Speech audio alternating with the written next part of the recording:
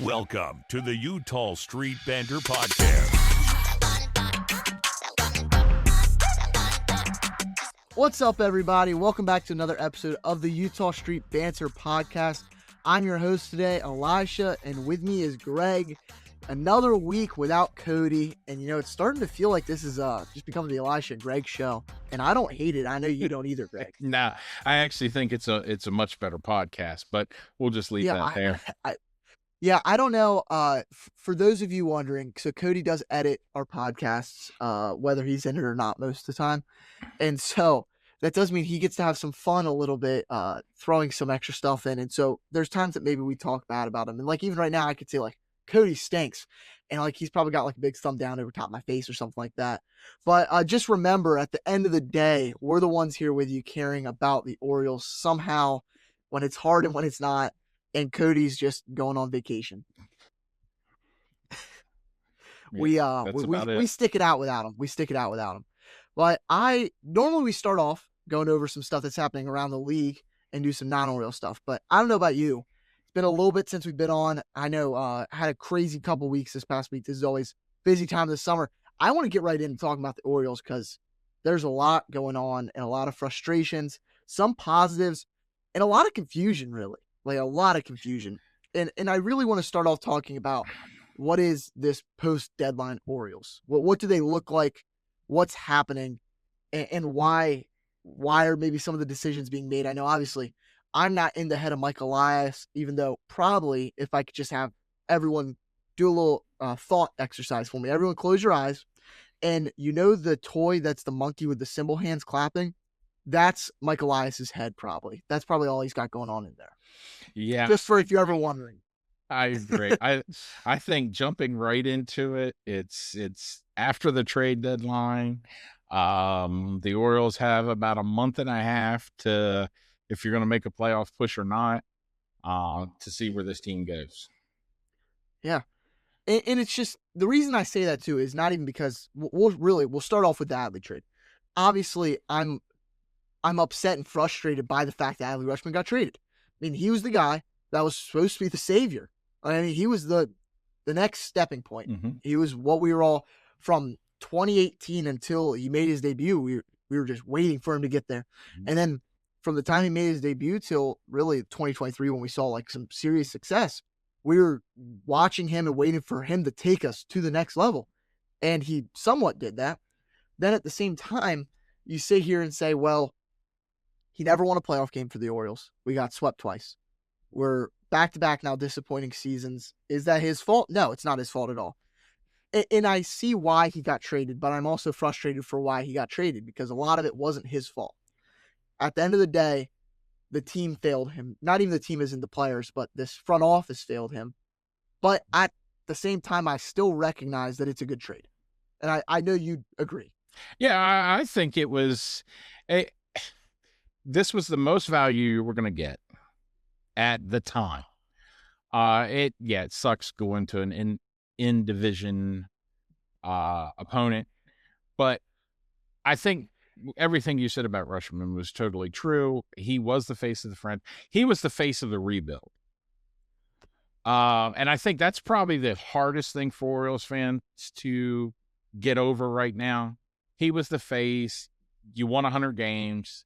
You were in the playoffs 2 years. But I also think his health failed him. I think you have, the just overall, it was probably time, because I think most Orioles fans would agree this has turned into Gunnar's team. I would say, as far as the push. I know what you mean. As far as that goes. So it was probably the most you were going to get. And if the Orioles are really going to take another step, adding prospects, adding talent is probably the only way you could go at this time. So I don't hate the trade.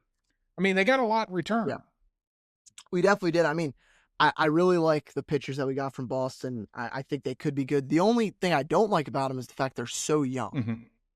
It really sucks that we have these young guys. I mean, you got to wait for them. They're not here next year. They're not here this year or next year. So you got a couple more years to wait to see how this unfolds. I like some of the guys. And Carlos Narvaez, who's the only piece that's going to make an impact on this team for the foreseeable future. He's a good defender. Yeah. I don't hate him. Yeah. I mean, it's kind of what it is. And it's like you said, my only problem with this move is the fact that it's the Red Sox. Yeah.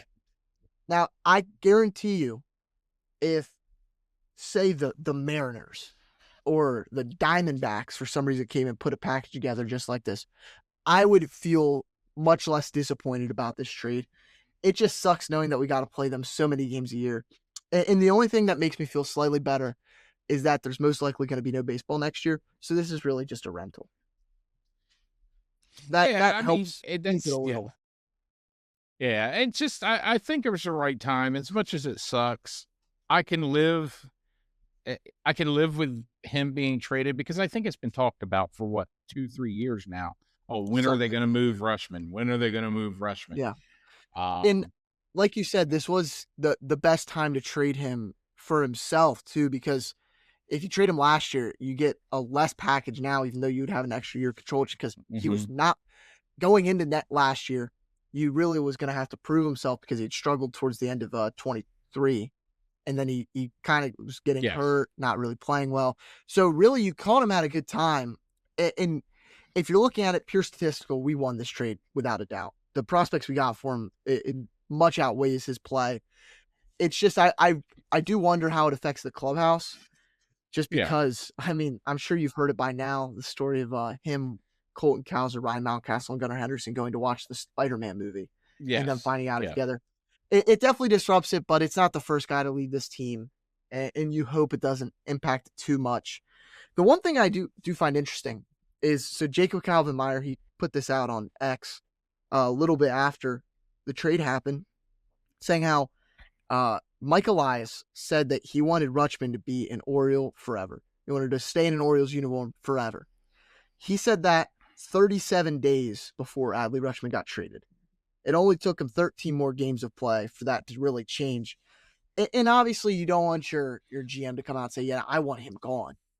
But it's almost like you either don't lie to us and say that, yeah, I'm listening on offers and it is a possibility, or is he truly that directionalist that he doesn't know what he's doing with this team? I think he knows what he's doing. As far as he's built, he's built the team in Houston, and I don't dislike things he's done necessarily. Where I find the problem with Elias isn't moving players or anything like that, because honestly, if you look at all the trades, even the Skubal trade, the Orioles might have got the best package of any players back, which is shocking considering we got with Skubal. We got way better of a deal than what the Tigers got for Skubal. I know Skubal I agree with Skubal's four times better than Adley Rutschman is. So you would imagine even for half the time, he still would get more. Yeah, I just think the biggest question I have about Elias right now, and this we'll get into it later, is this team so analytically driven? And that starts from the top because he's very big on analytics, that they don't understand how baseball's played. I mean, you can love numbers, but it's still played on the field. So yeah. Absolutely. No, I agree. And moving on to another trade, another piece that we traded for in the offseason, Taylor Ward, he got moved.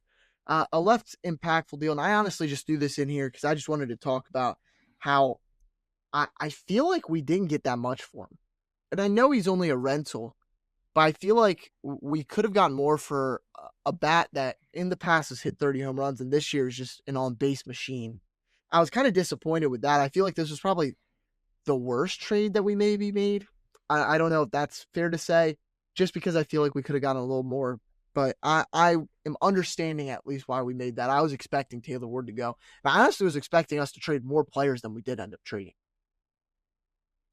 Yeah, I think if Ward would have went to, say, the Phillies, somewhere else, you might have got a little more. The problem with Ward was he didn't have the power this year. And I think that really hurt his trade value. Yes, he's an on-base guy. If he would have been sitting at 20 home runs, you might have got more for him. But Yeah, that's true. again, he's a medium level at bat, good on base guy.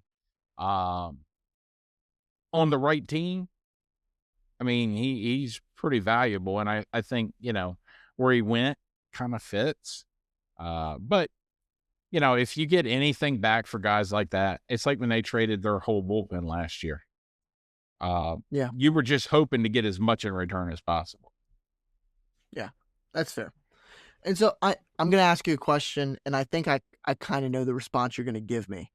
But do you believe the Orioles are on their way to a rebuild, and whatever you interpret that as, whether it be a hard reboot of the entire team like the Orioles have had in the past, or more of a soft like retool? That's a good question. Actually, that's a hard question. I don't believe they're on a hard rebuild, like full-fledged rebuild. I think it really comes down to what this offseason looks like. You still have a lot of controllable years with a lot of your young guys. If there is baseball next year and you go through this offseason, they're going to have to spend money on another bat. I think it's probably an outfield bat, and it may not be the home run hitter. It might be a higher average guy, higher on base guy, but they've got to have somebody at the top of their lineup who is that. Because I think that dictates everything they're doing. Yeah. They have to really find somebody that fits there. I like where their pitching's headed. I don't have an issue with that, so I don't think it's a hard rebuild. I think they're going to have to spend some more money in free agency. But a hard rebuild would be Henderson gone, Holiday gone, really ditching everybody, which would probably bring us up to our next point. That would be a hard rebuild. I think you could get rid of one of those and still be okay. As long as because I thought eventually you're going to have to get rid of one because the Orioles aren't going to sign 4 or 5 different long-term deals. No, not at all. And I honestly, I'll take that into the next point, like you said. So there have been reports that Gunnar Henderson is not happy with how the Orioles are handling everything, not happy with the Adley Rutschman trade. He wants out. We already know he's not going to sign. Like, I mean, that's we've been known. But I just almost take it as, if you're alive, so are you listening to trade offers this offseason about him? If you get something you want, you shift Holiday over to shortstop. Because yet again, the one guy that's not played at all this year and isn't going to, but say he is back next year, you slide Westberg to second base. And if Mayo is what he's been the past 2 months, it's not a bad infield at all. That's a winning infield in my opinion. Now, granted, that heavily relies on Westberg's health and Mayo being able to continue what he's doing, which I'm not sure about either of those. But it's definitely interesting that you have these two guys that were the cornerstones, and within the span of 2 weeks, we're already talking about having both of them gone. Yeah, Henderson. It's almost the only problem with Henderson. He 100%. He does not look like he wants to be. No. And it's one of those things. Could you swing a deal for? Okay, it's completely hypothetical. This is okay. Everything I'm about to say too requires the Orioles and all of MLB to be playing baseball next year. But say this offseason. Now there's a team that has had a struggle at shortstop, even though they have a long-term shortstop locked up that you could figure to slide to another position and you could make it work, or slide this guy to a different position, because they've had third base and shortstop struggles over the past couple of years, honestly. And they have a piece that I really do believe could fit really great into the Orioles lineup and would fit the outfield need that you brought up, Greg. What if the Orioles were to approach the Phillies about a trade? And I bet you the Phillies would love to have Gunnar Henderson. And that's a big market team where he could try to go shine. And there's a guy that I think he would be the main piece that you get on the major league side and maybe get the rest of minor league. but I feel like a guy like Brandon Marsh would fit in great with this team. Not as you can't just do it the one. Yeah, I wasn't thinking I'm sure Brandon Marsh. Marsh is not where anyone thought.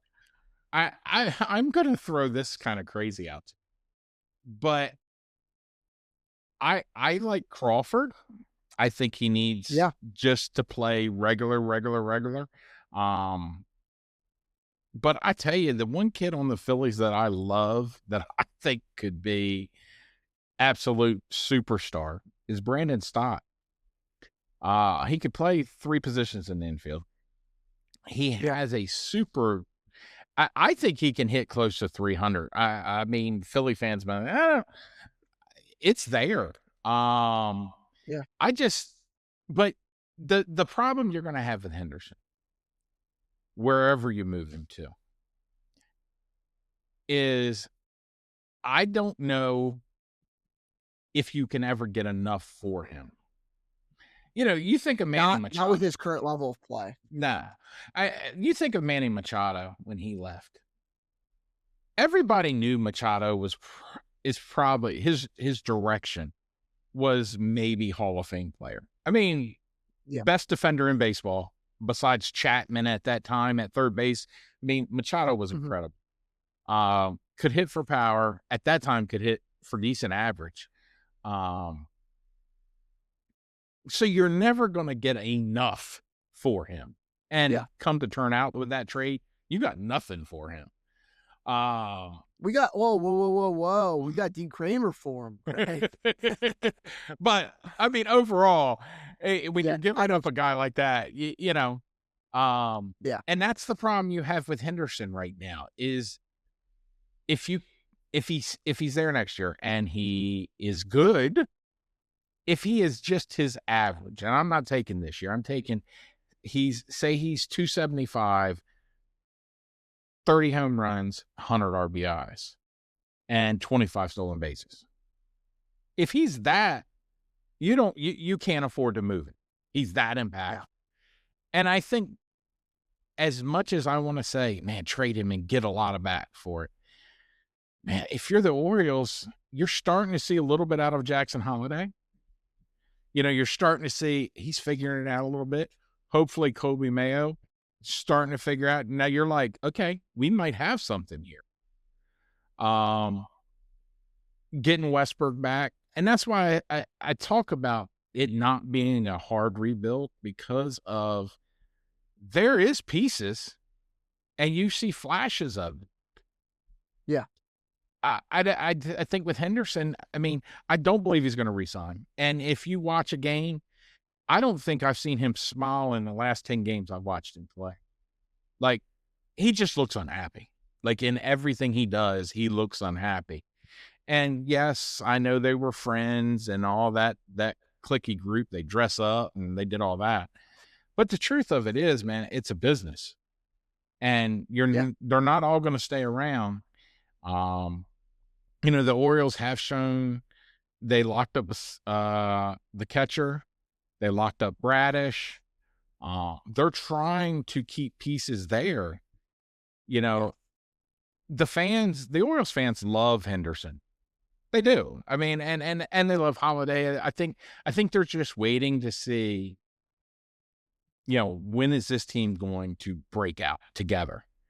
But if you have to break up one guy, if you've got to send him out, it's probably time. I don't know which guy it is. And I hate to say Henderson because Henderson might have the most potential of anybody on their thing, but he's also going to be the hardest to sign. I think he's going to be harder than Jackson Holiday.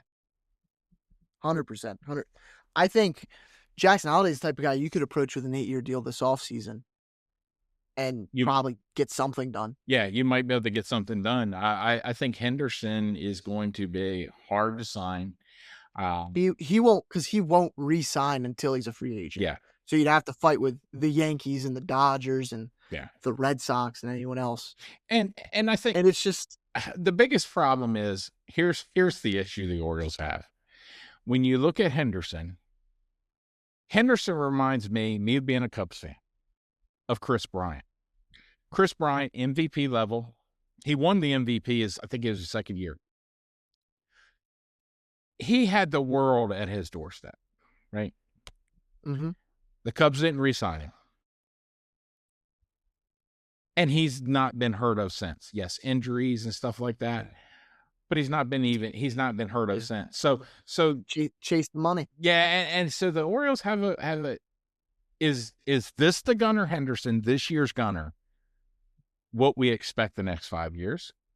Or is it the Gunnar of his first 3 years? And I think that's the hard part the Orioles have to figure out. Yeah, absolutely. I agree. And I'm going to be honest, that's not where I saw any of this going.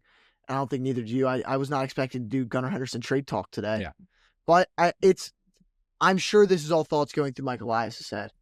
And I think one thing that we have to really take into consideration is how much planning has to go into next year.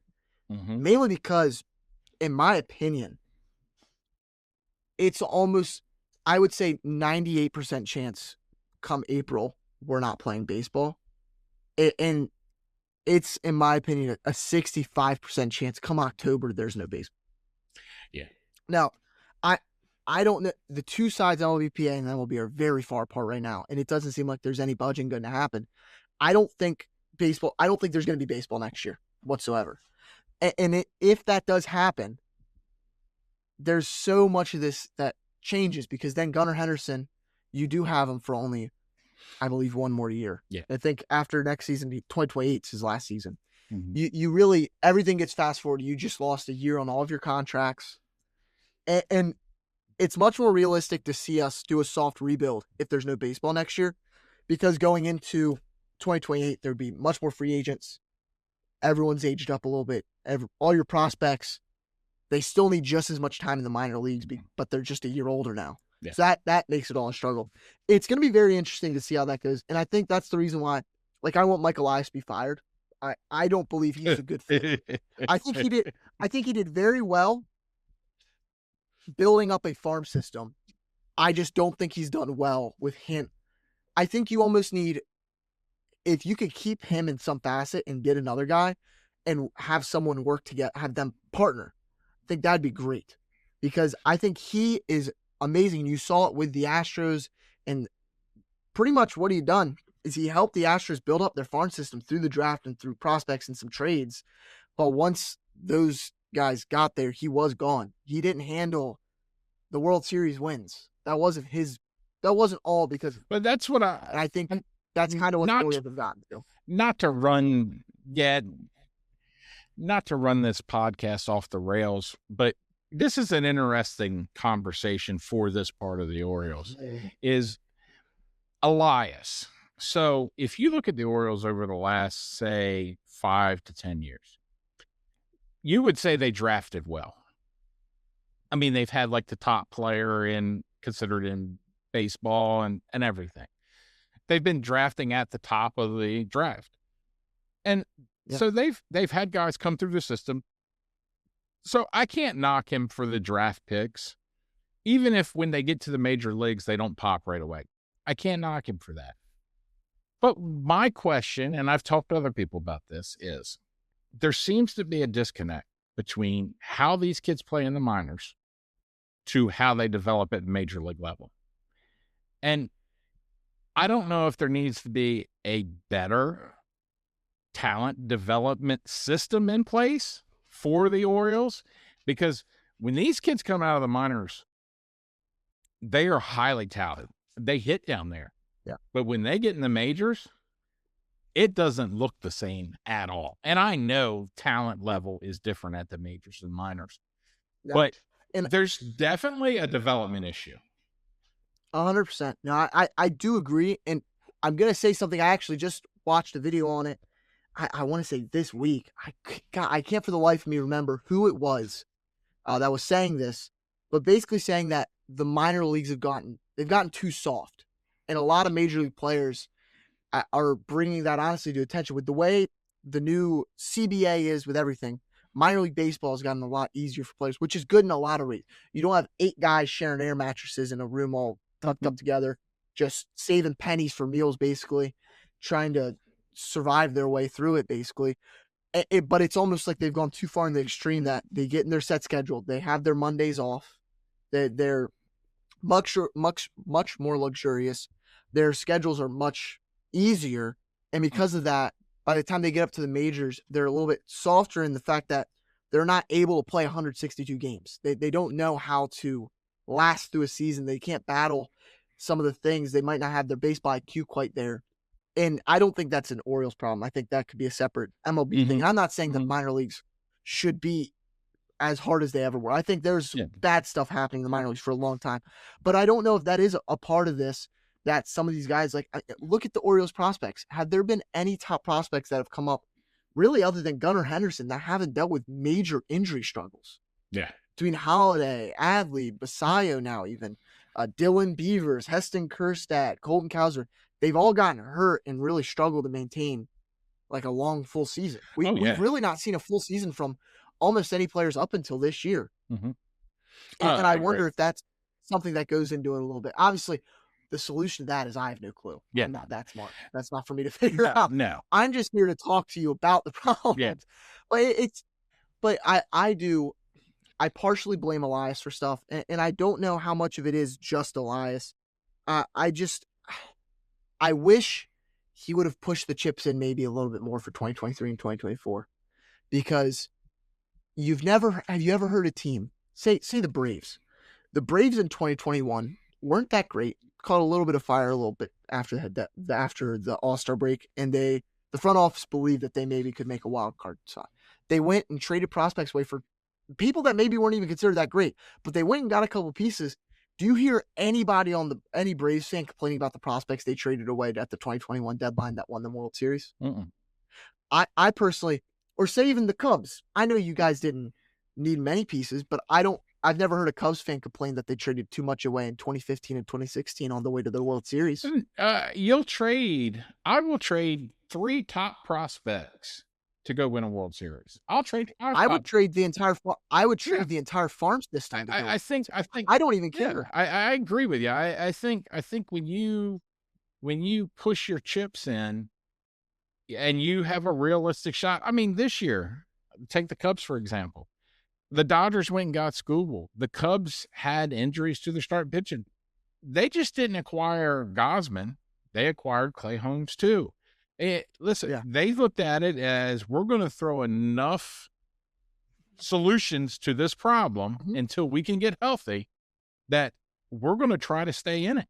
And absolutely, if as a major league team, as a fan of baseball, if your team, especially as a fan, if your team is not willing to go for it, then what's that telling your fan base? Why show up for games? I mean, when we went to the Phillies-Orioles game, the game that was a total washout almost, it should have been, there was more Phillies fans there. I mean, and they were rooting a lot louder than any Orioles fan was. It's just one of those things that you see. I was watching the game last night, had the St. Louis game. I forgot who they were playing Phillies. And the St. Louis stadium, which you never see empty, because they have one of the best followings there is. Absolutely. It was very empty. And that's an issue of, one, they're not as competitive this year. And St. Louis fans aren't typically used to that. Their team is usually pretty much in it. I'm going to be honest. This past 3-year stretch for the Cardinals is probably the worst stretch they've ever had in my lifetime. And so they're in the playoffs almost every year. And so when you look at it that way, I can see some of the fans being gone. And they didn't have chips to push in because they're way out of it and stuff like that. Yeah. The Orioles were sitting on the edge. And like I said, you can have traded Rutschman. That's fine. But not to go get an on base guy, which would have helped this team immensely. A guy that could fit in that 1-2 slot and kind of lengthen that lineup a little bit.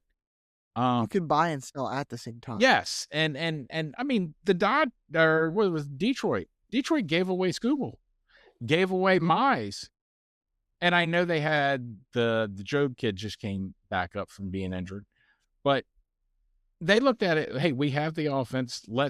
And right now they're one of the hottest teams in baseball. Yeah, they trusted themselves enough to know that they could still trade the pitchers away and be able to do something. Yeah. Whereas the Orioles, the positions we traded away, it's more of a, well, we're just going to figure it out for the rest of the year. Yeah. We'll find something. We'll find somebody to play there. Maybe the guy sitting up in seat 3, row 2 in section 71, he can come down and catch today. Yeah, exactly. I mean, the greatest example is the team that you guys are playing right now. You're playing the Twins. Yeah. The Twins aren't world beaters as far as a baseball team, but they looked at it as, hey, we're close enough to maybe make the playoffs. Let's go get some pieces to see if it helps. They didn't give up a ton of talent, but they got guys who could help. And I just look at that. The Orioles did none of that. No, we didn't do nothing. No. Absolutely nothing. But I do want to take a moment and look at some of the guys that we still have on the team that are doing really well, like really good for themselves, and how they could still somehow carry us to a playoff spot. It's crazy to even think that that's a possibility, but it really is. Mm-hmm. And if you look at it, since the All-Star break, there are 3 batters that are really standing out. One of them is a major surprise to me. But first, it's Kobe Mayo. Kobe Mayo, I think everyone understands, look great right now. He's batting a .315. He's got 339 on-base percentage and a .630 slug, which gives him almost a 1,000 OPS. Mm-hmm. He's killing it. He, I think, has the second most home runs against left-handed pitching this season in all of baseball. Mm-hmm. I think Kyle Schwarber's the only guy that has more than him. I've been very impressed with how he's been looking lately. And same with Jackson Holliday. He's batting a .324 since the All-Star break. Mm-hmm. He's got a .405 on-base percentage, .426 slug. Now you're talking about that on-base guy. He should be batting first or second instead of Gunnar Henderson. Yeah. Like, without a doubt. He's been the best bat in the lineup lately. It's magical, like almost what we've been saying, when you give these prospects that are struggling everyday playing time, what they can do. Yeah. And finally, I think Kobe Mayo's starting to pay off. But it's hard for these guys, and I guess maybe that's too soft on them, but it's hard to get a rhythm in when you're playing 2 days a week. Yeah, I look at the guys who are right now, the offensive guys and even the pitching guys that are just right now, the Orioles have pieces that are actually performing. But I mean, Mayo isn't playing every day. He'll get pinch hit for here and there, or he'll pitch hit for somebody.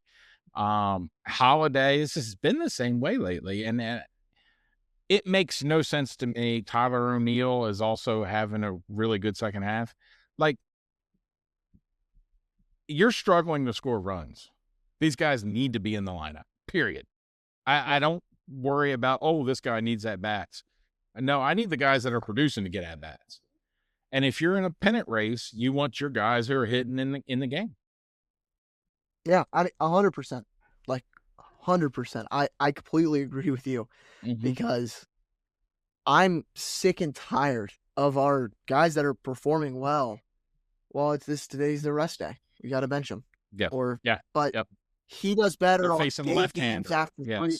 He does better. Yeah, the only one that I would understand about the left-hander is maybe Kobe Mayo, because he does actually suck against lefties. But when I'm going to be honest, when you're batting .315 over the past month and a half or so, you should play no matter what. I don't care. Yeah, I agree. At the beginning of the season, when he was batting a .012 against lefties, don't play him. But exactly on a rainy day after 3 p.m. on Tuesdays against left-handed pitchers, he's batting 3 points better than this guy, so we'll play him. It's just, you lose the baseball feel. And I know we've talked about that many times. And whoever's decisions are being made, it's their fault. It's got to come back to somebody, whether it's Albernaz or Elias or someone in the stats department. It's got to change. And I know, like we said, our pitching's really good right now. Mm-hmm. Shane Baz has a 1.82 ERA since the All-Star break. Trevor Rogers, a 3.38 ERA. Brandon Young, a 3.47 ERA. Our worst pitcher really over the past, like our worst consistent starting pitcher over the past a couple weeks has been surprisingly, Kyle Bradish. Mm-hmm. Yeah. And I'm not going to be too upset at him because I think we all know what he can do. Yeah. He's one that he had a couple rough starts, but you look at it right now, we don't have a fifth starter. I believe Bassett's going to come up shortly, but what's to say he's going to do any good? And that's when someone like Dean Kraber maybe would. But this is the time of year for a Bradish who, coming off of surgery and everything, I can see him slowing down, struggling a little bit. You might run into a dead arm situation. Your stuff isn't moving like it was. I totally understand that. I mean, for all the knock we have with Elias, I mean, he's the one that brought in Baz. And that looks like a great move. So like for me, they have pieces to play. I mean, that was a crying shame the other night losing. I mean, the game he pitched against, I think it was the Rangers. I think they've also. It's always a shame if you throw a complete game and still get the loss. Yeah, I mean, he's pitched. His record isn't indicative to how well he's pitched this year. That's Absolutely. the sad part. But no, the Orioles have some guys who are really playing good baseball right now. It's just, I tell you, I watched the first inning the other night, and they were down 2-1 after the first or second inning, I think it was. And the other team scored because of 2 errors in the same inning. Yeah. And I was like, what? I will say that does actually bring our defense has been ridiculous this year. It's crazy how bad defensively the Orioles are. But that's, I guess, the least of our problems because there's so much other stuff happening. But it's crazy to me that you talk about we have all these good things, and then at the deadline, you still trade for all these young prospects. It's almost contradicting each other. Do you trust the team that you have now, or do you want to trade and sell off? Because I would almost be okay with either decision.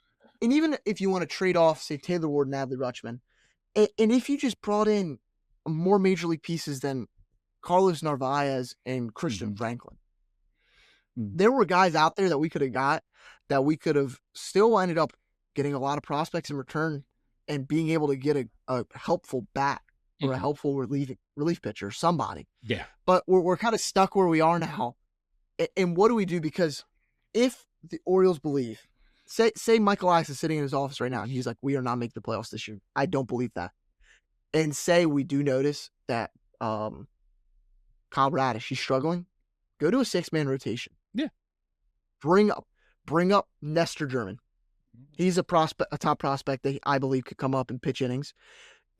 This is the time of year, if you don't believe this team, bring up your prospects. There should be no excuse for us not to have prospects up on this team. Where is Heston Kjerstad at? He's doing decent. He's doing better than half our team right now in the minor leagues. Why is he not being brought up to replace someone? Our outfield's not looking great. Why can't we get these guys up here? Why is Carlos Narvaez and Yoel Pozo our 2 catchers when we got a guy like Creed Willems down at AAA? I totally agree with. Creed Willems has been a guy that I've believed in for many, many years, honestly.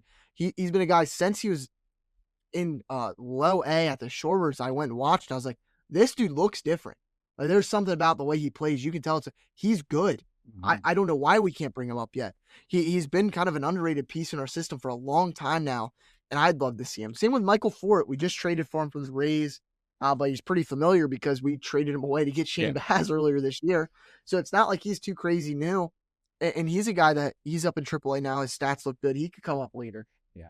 I just wish it's hard for Orioles fans to sit and trust Michael Elias when he says we're going to rely on what we have in the house. We have all these top prospects that we always wait and see come spring training how they're going to be. Use these guys now if we're not going to win. So because we're at the point of the season that I just want a direction to be made. Mm-hmm. I have a question for you. You got 3 spots, September 1st call-ups. Mm-hmm. 3 spots to try to help the team. Who are you bringing in? Without a shadow of a doubt, Heston Kjerstad should be on this team. And I'm going to be honest, I of the 5 outfielders on our team, that doesn't even count as a spot, honestly, because I wish we would get rid of one. Like, whether it's a Christian Franklin and send him down, or even just do something with like Leody Taveras or even Colton Cowser at this point, because Kjerstad needs a shot. I want to see what he can do, and if it's a thing he comes up and sucks, the experiment of Heston Kjerstad too. Mm-hmm. It's that simple. I also believe Creed Willems should come up, because no matter what, by the end of the year, normally you see teams carrying 3 catchers towards the end of the year. So I could see a thing where we have Basayo back healthy. You do Narvaez because he's a defensive catcher, and then bring up Creed Willems, get some reps in. Mm-hmm. And I would like to see Michael for it too. But and that would be in a relief role, but I could see Nestor German come up as a pitcher. I know I talked about it earlier, saying that Povich, he's gone. They sent him down to AAA now after a rough start. I think a guy like Povich really just needs as many major league reps as possible. I'd love for us to keep him up. And it's a thing that I'm not a big fan of this, but if we're worried that Bradish, it's very possible, like you said, he is dead on. If there's any slight sign of that, phantom IL him. Yeah. Just put him on the IL. I do not want him to get injured any more than he already has. I couldn't agree more. I think if you're bringing up 3 guys, for me, one would be an outfield. I might even bring up 2 outfielders. One, I do agree with Kjerstad. I think he's 27, or I think he's 27 now. Yeah, 27. It's you got to see. You have to see. So it's not going to hurt to bring him up, because he may not be with you next year anyway. You take him off the 40-man roster. It is what it is. Bradfield is the one that I want to see up, just because Cowser can go back to left field where he's better. Beavers can play right field, who I like Beavers. And it gives you a true, I hope, leadoff guy, a guy who puts the ball on the ground, moves runners around, maybe an on-base guy. And then I get in arguments all the time with my brother, huge Orioles fan. I love Povich. I think Povich has really good stuff. His biggest issue is the control. Likes to leave balls over where you can't leave balls in the major league. You have to work the edges. Yeah. So that's where he gets in the issues. When he's on, he's really good. But yeah, Young, absolutely. Now, Young had the same issue last year. Young had great strikeout stuff. But he left balls over the middle of the plate, got hit. He's figured it out. How did Young get better? Reps. And it's really, I don't understand what would be, and this is, yet again, take this with a grain of salt, because this is just Elisha's perspective on this. But look at the Orioles. Right now, we're a couple games back in the wild card spot. By the time you're listening to this, we could be in a wild card spot for all I know. This is our schedule for the rest of August. We finish out the series against Twins, Tampa Bay, New York, Tampa Bay. That's a lot of games against the best 2 teams in the AL East. Oh, yeah. And the Red Sox, of course. But that's a lot of games against them. If you go in there in 10 games against the Yankees and Rays, if you go in and lose any more than 6 games, we're done with this season. Yeah, you're done. It's just that decision. It has to be made, though. We can't keep teetering on this 2 to 4 games out of the wild card spot. We still can make a push. Get the rookies some reps. Yes. Get the guys that Kobe Mayo. I don't care if we have another third baseman. What? Kobe Mayo should be playing third base every day for the rest of the season. Yes. Jackson Holliday should be playing second base or shortstop the rest of the season. I couldn't agree more. Even you have a guy like Jeremiah Jackson. He's been struggling. If you need to get more roster space, send him down to figure it out in AAA, because I don't know. He's just in a rut right now, and maybe he can come back from it. Maybe he can't. I like him and think he can come back from it. But at this point, I'd rather have valuable reps going to guys that could be the future of this team next year. And even if it's someone that maybe neither of us are thinking about, maybe it's someone down in AA that why would you call him up? Well, maybe it's because we understand that next year isn't going to happen, and we want to try to advance these guys and maybe catch fire at the end of the season with some rookies, because there's nothing more exciting than seeing your prospects succeed. Oh yeah, that's everything. I mean, you go back to with the Cubs. Pete Crow came up. He had a cup of coffee type audition. I think he had like 30 games, 40 games when he first came up. I don't think he hit it all. I mean, he was bad. Last year, which is really his first full season, he was first half on fire. Second half, he was as bad as you could get. Offensively. Started out a little slow this year, but he figured it out. And, there's a lot of guys on the Orioles that I think maybe fall into that, but you can't keep playing them back and forth. Man, you throw them out there every day and say, figure it out. We'll help you, but you're going to be our guy. Let's see, until you're not our guy. Let's figure it out. The Tavareses, the Jacksons, there's a reason why they weren't the number one pick. There's a reason why people will trade you 5 prospects for a Gunnar Henderson, a Jackson Holiday, Kobe Mayo at one time, Colton Cowser at one time. They were rated top 5 in baseball, top 3 in baseball for a reason. There's talent there. Yes, it may be raw. It may be undeveloped at some point.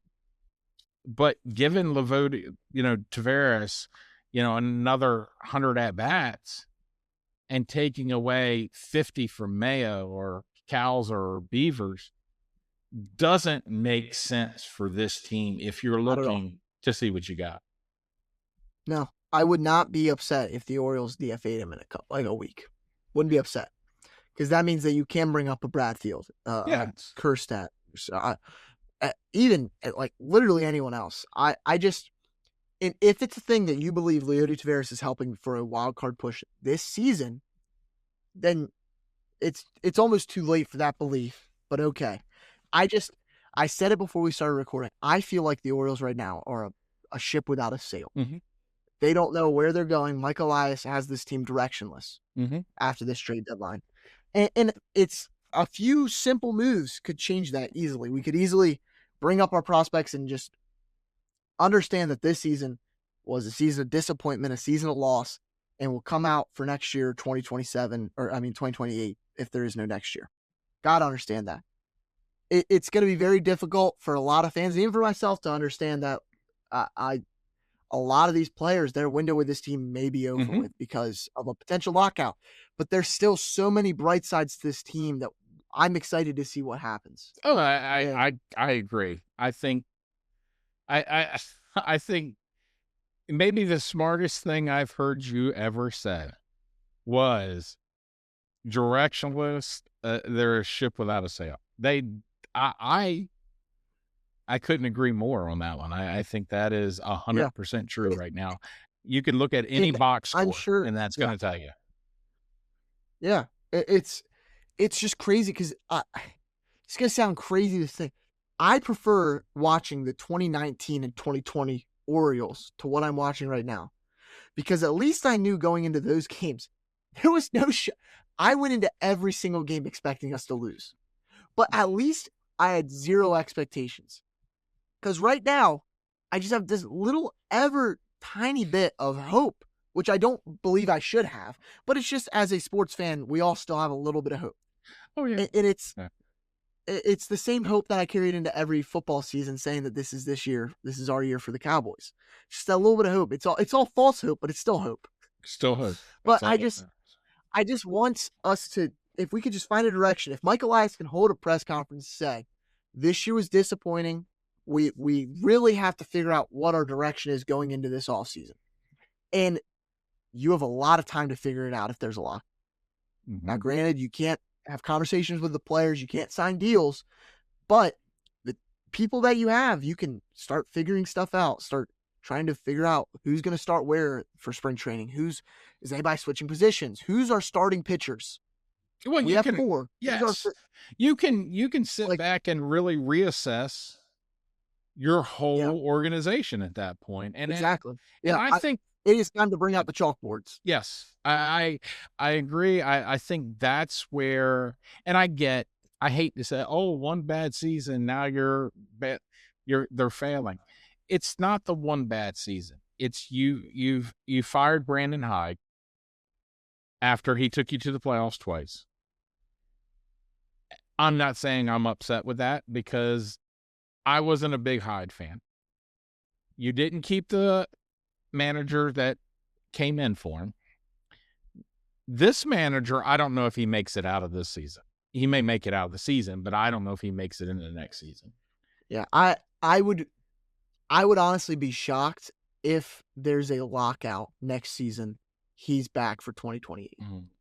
I think there's too much time to just sit on, because that I think is honestly what could really help the Orioles is if there's no season in 2027, which I hate to say as a baseball fan because I obviously want there to be baseball.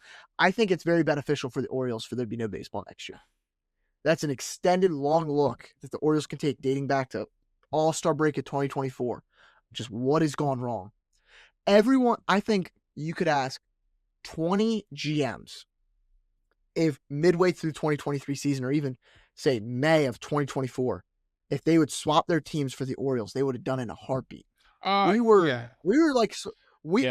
supposed to be like the next big thing in baseball. Like, yeah, there's still the Dodgers and the Yankees and stuff, but like we were the up and coming team that should have been there. Even say the Cubs. The Cubs were that team at one point. Yeah. And the Cubs had what? Although they only won one World Series out of it, which I say, although they only won one World Series is still better than what we got. You still had success, long-term success in the playoffs even. Yes. For what, 4 seasons? Yes. That core got you a World Series and Yes. into the NLCS or into the Division Series multiple times. Yeah. No, I agree. I totally agree with you. It's just, it's the systemic failure of an organization that I don't know where it came from, but I feel like it needs to really be addressed this offseason by Elias. And like I said, as much as I hate him, I think it's borderline detrimental for him to be gone throughout all the turmoil of what could be this next. Oh, I agree. No baseball. I agree. It's very hard for a new guy to come in and try to figure out what's happening. I wouldn't be against it if in 2028 we're not back to where we should be. I would not be against that. I think it's a whole. It's going to have to be a whole mindset reset with development and major league level talent and what they believe is, because I still think the Orioles have a ton of talent, but there's got to be a development there, and it seems like there is the wires are getting crossed. Something's going on that the development, just when it reaches major league level, doesn't keep happening. Yeah. But what can we do about it? We just sit here and talk. We're not there in the farm system. We're not there. But we'll keep talking to you for the rest of the season and into the offseason, and probably sadly next year when there's no baseball. As much as I've talked about the Orioles needing no baseball, trust me, I still want there to be baseball. Yes. I'd rather the Orioles have another struggling season than there to be no baseball at all. Because at the end of the day, I love the Orioles, but I also love baseball. Yes. But thank you for listening on to this. Hopefully we don't have a whole bunch of comments saying, how dare you think about trading Gunnar Henderson, when this, I feel like, was a very unselfish episode of looking at the problems of the Orioles. And as depressing as this episode could have been, I feel like I'm very optimistic for the future. And remember, guys, we're on all platforms. Like and share. And remember, if you like us better without Cody, just give us a good thumbs up for this episode. Yeah, trust me, if you comment that you like us without Cody, we can make it a permanent feature. We'll make him just our producer. We'll do what like a podcast do when they get real big. We'll have like us two, and then like the little box in the corner that's got Cody. He just chimes in every once in a while. Exactly. But thank you guys for listening. It's been a long season, but we're almost there, about 2 months left. And maybe by the time you hear this, even the Orioles are in a playoff spot. Hopefully by next week, we've got a direction. Hopefully we find a sale, whether it's to the playoffs or to a retooling throughout this season and off season. Yep. But thank you guys for joining. Like Greg said, we're on all platforms. Please comment. We want your interactions. I know the video I put out about Adley Rutschman being traded brought out a lot of emotion. Yeah, it did. So I'm glad that I had some comments, but I want that on everything. But thank you so much for another week. We'll catch you guys back next week. It's been another episode of the Eutaw Street Banter. Thank you and goodbye. Thank you.